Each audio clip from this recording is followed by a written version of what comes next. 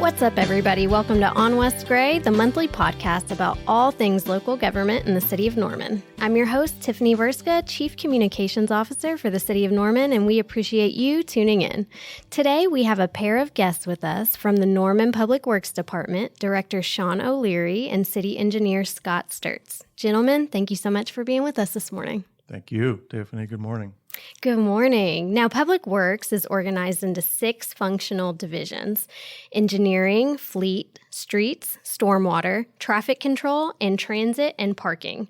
Together, your teams make sure there are roads to drive on and sidewalks to jog on, buses to pick people up. There are so many roles and responsibilities that you tend to each day.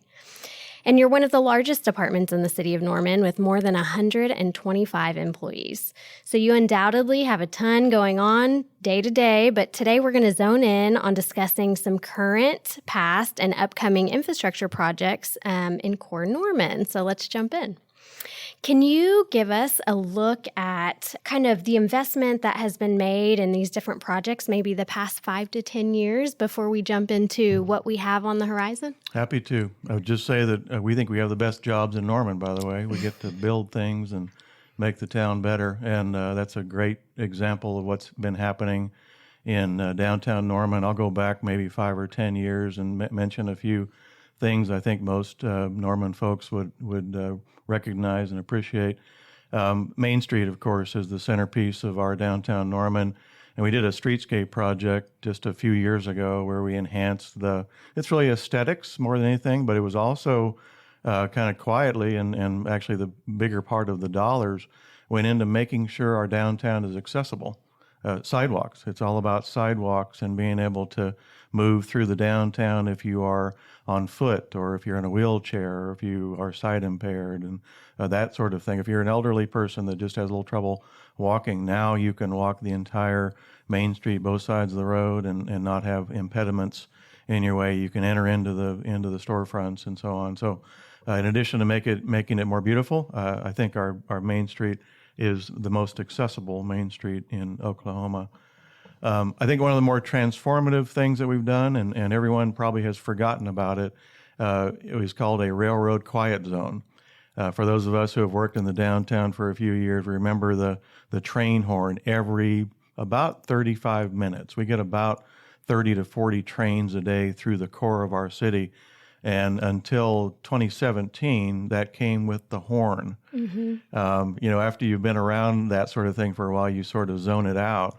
But it's still there. It was still there when you were at the depot for a concert, or when you were at the Sooner Theater for a show, or even meetings I would be in downtown.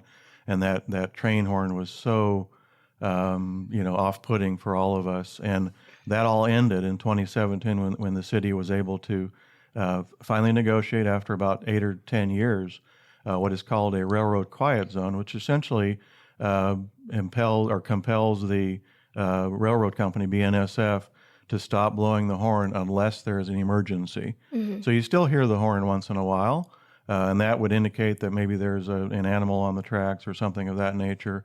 But generally you don't. It's gone quiet. And I think that is probably the single biggest enhancement to our downtown in so many ways. And I think people who have been here appreciate that, but maybe others don't realize that used to be a thing. We got to mention, we think we have the most beautiful library in central Oklahoma. Central Library is now up and running. I think that came online around 2019 or so, 2020.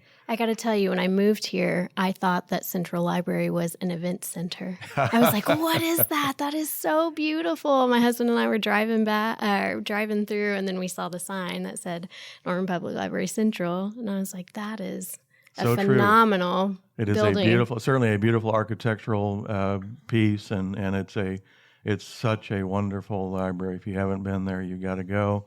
Again, that is a $40 million investment alone in our downtown, right off just north of City Hall. It replaced a 50-year-old library, which was a wonderful library for those 50 years, but it was sorely outdated. My department recently moved into that old building, and we remodeled it into what we call the Development Center, which is another great enhancement to our downtown. we kicked off James Garner Avenue Phase 1 during the Central Library project because it's right adjacent to that. We wanted to make sure that the road got built at least adjacent to there so we didn't have to come back and shut that down later. And Scott will talk about the current second phase of James Garner, which is another, again, transformative transportation improvement. I was thinking this morning about Andrews Park. That is still in the process of upgrades, a skate park and enhancements to ADA accessibility, other landscaping improvements, just lots of really great things. Recently, a fully accessible playground that our parks group put together. So Andrews Park, again, probably one of the oldest parks in Norman, is getting a pretty good upgrade as well. We can't forget Center City Form-Based Code. If you're into development, or even if you're not, you're seeing changes in the core of Norman, primarily south of Main Street, but that area between Main and the university is getting a real facelift in terms of the private improvements, the kinds of buildings that we're building, the kinds of housing that we're providing. And as I mentioned earlier, accessibility is at the core of our program in Public Works. We want to be the most accessible city in Oklahoma for those who have disabilities and other impediments, that they are as welcome in all of these places as any of the rest of us who don't have those challenges. And I think we're well on our way. We've still got lots of work to do with other sidewalk areas and other accessibility concerns, but we made a real effort, and I think we're making progress in our downtown. That's right, and plays right into our motto, building an inclusive community. Mm-hmm. So I think we're all very proud of the work that Public Works does and all of our public servants across the city. And I think now the spotlight may be on you, Scott, to talk about what we have coming up next 5 to 10. We have a lot going on now and a lot coming up in the future. So there's a lot of exciting things going on in downtown. One of the items I think that we always kind of overlook is that council every year, gives us money to go towards sidewalks. They give us about $400,000 a year, but every year there's an allotment set aside just for the downtown area. It's about $30,000 a year. And we use that to make incremental changes to make sure that we're getting ADA compliant, not just on Main Street, but on the side streets, the north-south streets, going to Gray, going down to Comanche. In fact, this year we're working on Comanche. Next year, we'll be working on Webster and Crawford. So A lot of great work's been done through that program. And then also, we have a lot of great projects in our 2019 transportation bond program that are I got to stop you real quick because you have to touch on the 50/50 sidewalk program. That is the coolest thing. And I think everybody needs to know that that is available at the city. Absolutely. And what most property owners don't understand is that the responsibility of maintaining that sidewalk is actually on the property owner, not on the city. Mm-hmm. So to help with that, every year we get money through that sidewalk program. It's up to $100,000 annually, and we burn through that every year about this time of year. But that money goes towards helping residents repair the sidewalks in front of their homes. So they make an application. We will actually do the work. So basically, we take on all of the heavy lifting for them. We'll go out, we'll get it. The contractor will do the costing, and then we'll actually pay all the checks, and they just pay us 50% of what the cost is to repair that sidewalk. And because we've tied it in with a larger group of projects, we kind of get that economy of scale, so it actually reduces the cost. So they're getting a lower cost for the work and then still only paying 50% of it. That is something that's really unique to Norman and that most communities do not do. So it is a great program. And yeah, I'm glad you brought that neat. up. Yeah, we just had to highlight that. Okay, go ahead. But in our 2019 transportation bond, we had basically we're doing Porter Avenue all the way from Robinson down to Alameda. And we're kind of doing that in 2 phases. We had the intersection at Acres pretty well ready to go. So it was the first project we did out of the gates with the bond package. Great looking project. It's really a streetscape project. So trying to make that accessible. Porter Avenue is not accessible. Anybody who tries to use it, there's not even really sidewalks through a lot of it. You're kind of walking through parking lots that are head-in parking to businesses. And it's really not a friendly area for pedestrians or cyclists. So that was the whole goal, is to make it that way. So we added at the intersection of Acres and Porter, we added a signal. And when you drive through there, you'll see that we did some really nice amenities. We widened the sidewalk. We have a paver band between the curb and the sidewalk that's gray. It's kind of got an old 40s motif feel to it, and it's really nice that we were able to do that. Mm-hmm. And then we're expanding that now. When we're currently under construction on that project, we're working south of Main Street, so between Alameda and Main, there on the east side, and we're coming up on Comanche quick. They'll be closing the east side of Comanche to pour across that to make sure it's all ADA compliant. A lot of work with the adjacent property owners, making sure that what we're doing meets their needs. Some places where they had that head-end parking, we're putting in a raised island, curb and gutter with the sidewalk, and then they'll kind of have a driveway with parallel parking to help offset and try to not take away all the parking. So a lot of great work there was done by everybody on staff as well as our consultant who helped us with that.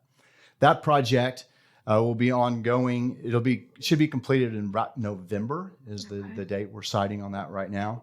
Yes, that's always the number one question. When's it going to be done, when's right? it going to finish? Exactly.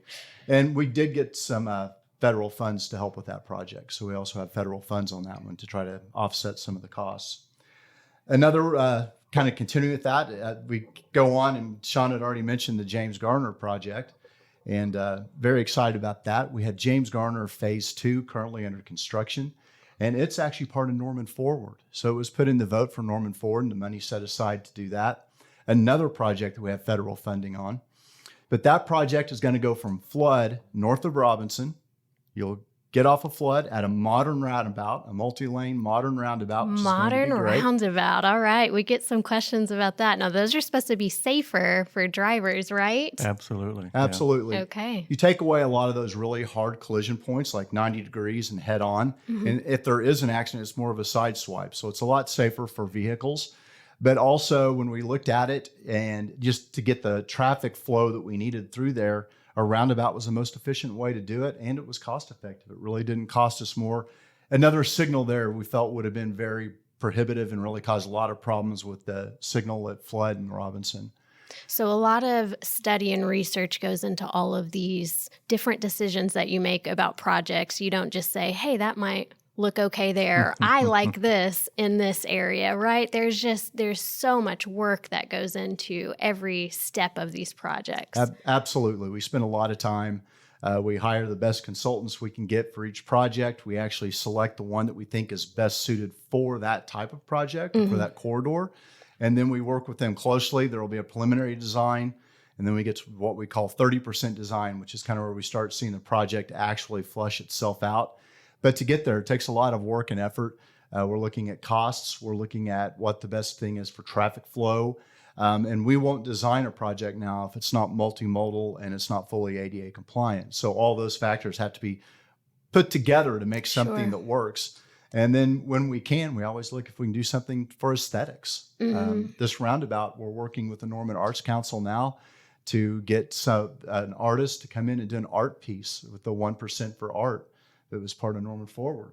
So there's going to be an art piece in the middle of that. So it's going to be like a gateway into Norman, kind of that first welcoming as you're coming, south down towards Robinson. So we're really excited about that. And correct me if I'm wrong, but I think with quite a few of these bigger projects, there's a public input element to them somewhere in the process as well. Absolutely. There's a lot of that, actually. And to your previous question, I would say I've had to learn patience as a public works professional, public works director. Some of these projects can take, 8 to 10 years from the time of conception or maybe the vote of the people to actually driving on that road or driving on that bridge. And during that period, there's an enormous amount of public discussion, input. All of these projects come from the people, really, whether it's through the city council, through public engagement sessions, town halls, city council meetings, and ultimately, that set of projects might end up on a bond election, as many of these that Scott's talking about this morning, and then the voters are voting for that. Norman has a really interesting history, certainly recent history, of being very pro-transportation. We have yet to lose a transportation election in Norman in the last knock on wood, 20 years.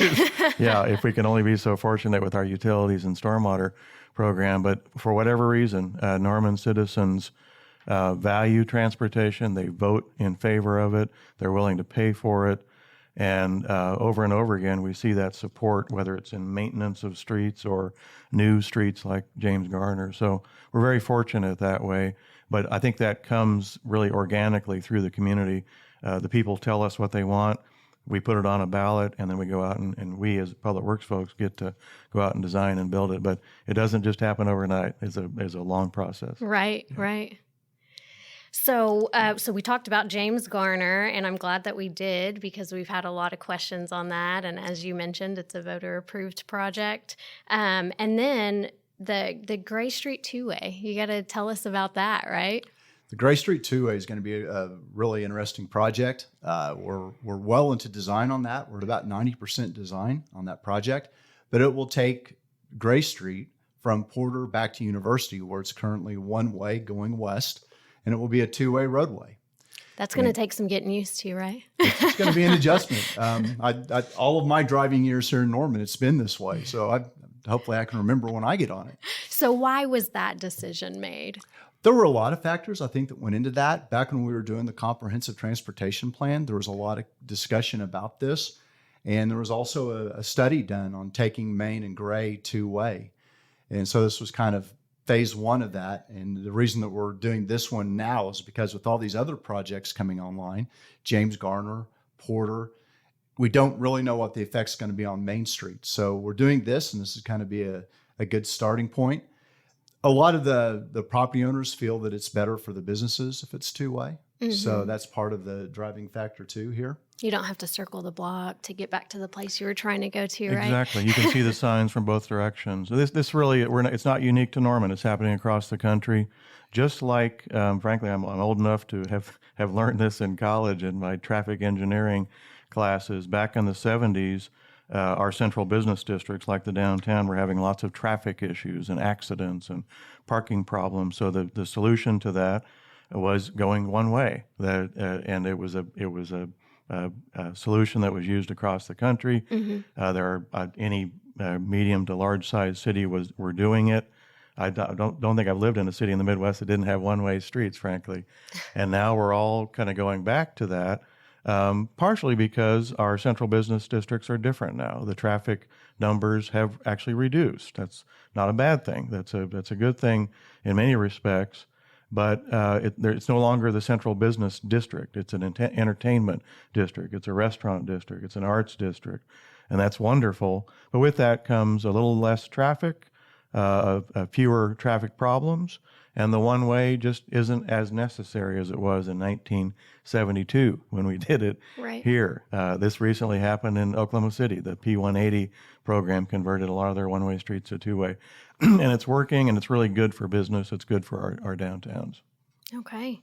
And, before we wrap up here, I wanted to ask you, too, I think I heard you in a public meeting, Shawn, the other day say we have 80 some on bridges around Norman. Mm-hmm. And so did you want to touch a little bit on that and kind of future plans to make sure that we're trying to best maintain and repair and replace those? Thank you. I will. We have 85 bridges, what we classify as major bridges in Norman. Norman's a big city, 190 square miles, so that 85 doesn't sound like so many when you look at the size of our city. But like every city in Oklahoma and probably throughout the country, we have struggled with funding of, I guess what I would call major bridge replacements, repairs. Many of our bridges are 70 and 80. We have one that's 90 years old. Oh my. And they just weren't, it was never anticipated that those bridges would be in service that long. So it's no one's fault. We've kind of hung on with what we have and maintained them the best we could. I would be remiss if I didn't say that none of these are unsafe. If I always need to remind myself that if we had an unsafe bridge or something that we felt might be a hazard, I guarantee we would close it tomorrow morning, mm-hmm. as we did recently on a bridge that we had on really regular inspections. And earlier this year, the 60th Avenue Northeast Bridge, it was discovered that one of the bridge beams literally had a hole in the steel beam. It was a very serious finding. It evolved over many years, but by the time we got out there this year, that was serious. Our engineering team gathered around the table quickly, and we made a decision and recommended to the city manager that bridge be closed immediately. That was an unsafe condition, and now we're striving to find the funding to replace that which is difficult. It's a $3 or $4 million project. That's not the kind of funding that we have available in our current budget. So to your point, we have now put together a bridge.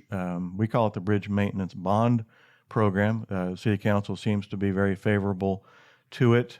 We have some more work to do this summer before it goes public or goes to an election, but we're hoping for an election maybe in the fall of this year, citywide election, to repair and replace at least 11 of our bridges and maybe as many as 19, depending on council's appetite for the size of that bond election. But basically, we've identified those 19 bridge structures. About half of those are replacements. About half of those are major rehabilitation kind of projects. They're all pretty expensive. To repair or replace a bridge starts in the $2 to $3 million range and goes up from there. But if we're successful and if the voters, Norman voters, support that bond election, we would then set out on repairing and replacing those bridges in 5 to 10 years, again, depending upon the direction from City Council for the final makeup of that program. We're very excited. We've been working on this. Our engineering team and Scott's team have worked hard for many years to really get a clear picture on those 85 bridges, which ones need minor repair, which ones need major repair replacement. And we're actively pursuing every grant program we can find. There is federal grant money for bridges. It's just not enough to do that many. So I think it's going to take a blend of local financing, maybe some federal financing, and we really just need to knock off these 19 old, as I said, some of these are 80 years old, get those things upgraded. And then we think we're in a really good place to just maintain the remainder without a major replacement program for several years. Sure. All right. Well, we will be on the lookout for more information on that when your team is ready to present further. There'll be lots of public information, as we always do for every election. So is there anything else that either of you would like to share with us concerning your department or upcoming projects or initiatives that have to do with public works? I would, if I may, Tiffany. None of this is possible without partnerships and collaborations. We do well here in Norman. And I want to give a shout out as we talk about our downtown, particularly Cleveland County. The county courthouse is in our downtown, which is a real asset for Norman. But the county did something really unique in recent years, and if you don't know this, it was the county government that designed, financed, and built the wellness center, what people are calling the Well, downtown on James Garner Avenue.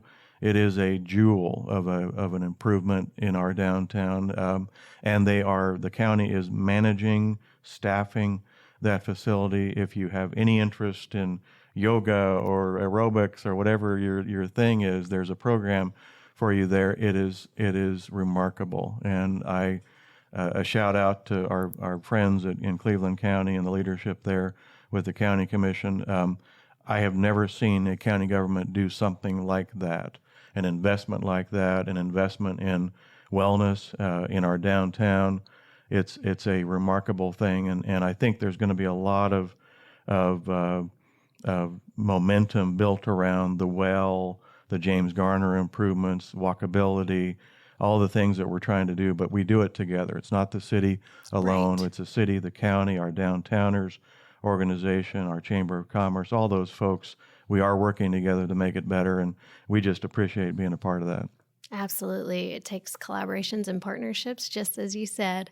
Scott, you got anything for us?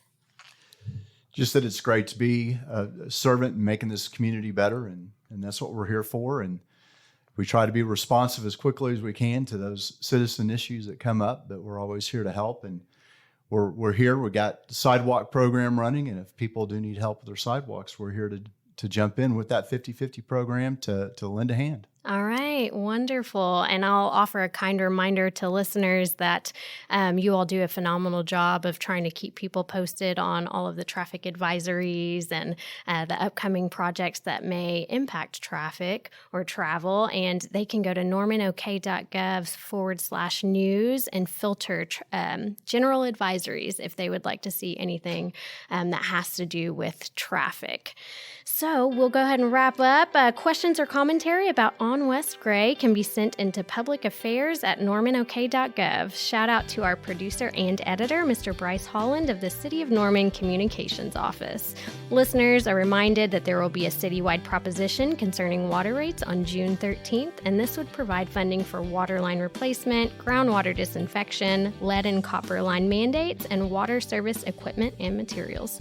Check out your polling place, see sample ballots or more at normanok.gov/waterislife. Until next time, stay engaged, stay informed, and always remember to cast your ballot. I'm Tiffany Verska. Thank you for tuning into On West Gray.